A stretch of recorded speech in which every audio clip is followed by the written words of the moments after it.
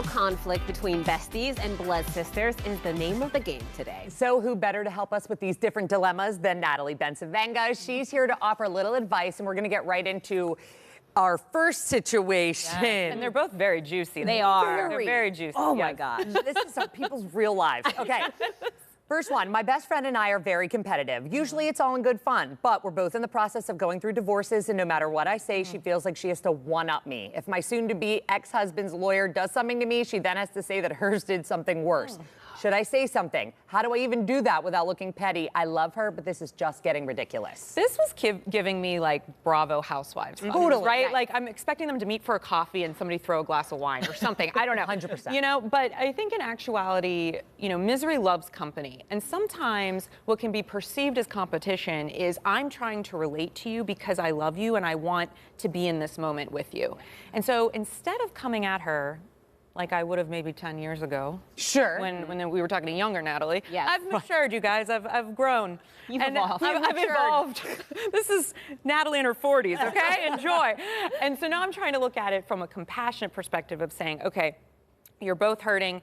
She doesn't feel connected to you. She's trying to connect. She's not doing it in an evolved way. So how can you relate to her to say, I appreciate what you're going through, and I know that we are both in this, and I'm happy to hear you out, but right now, I just need you to be with me. It's like that old thing when you talk to people about relationships. Do you want to be given advice? Do you need a hug? Or do you need validation, right? And I think we have to apply that to friendships too, and she needs to be told what she needs from her friend.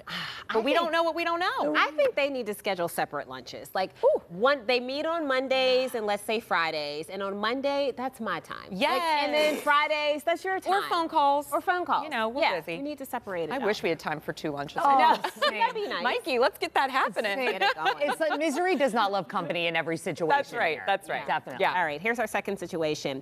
My sister is a lot of fun and everyone loves being with her. Sometimes she is too much fun though. Recently, she took my 17-year-old daughter out and they got matching tattoos. Granted, it's a small little heart on her wrist, but it is the principle of that she didn't ask me or my husband for our consent. My daughter thinks her aunt walks on water and was upset when I called my sister to chew her out because of this. My sister flipped out and told me I was too controlling, and now we aren't speaking. Help me here, because how did I end up the bad guy? Well, your mom. Of course you're the bad guy, right? First of all, let's just start there. Second of all, I'm a new auntie myself. So I'm loving this whole, I don't have to do any of the hard stuff. I get all the fun stuff. So I feel bad for the mothers here, meaning both of you. Yes.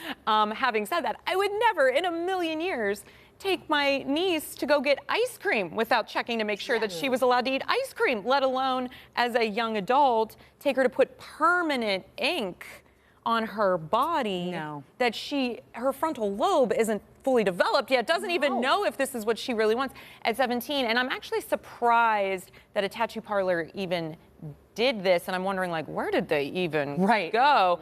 But when it comes to the sister dynamic, this needs to be nipped in the bud with a non-evolved kind of conversation, right? I can tell Kelly's like, she's twitching. She's like, listen, I'm sweating. If I give her compassion here, I will lose it. Yes.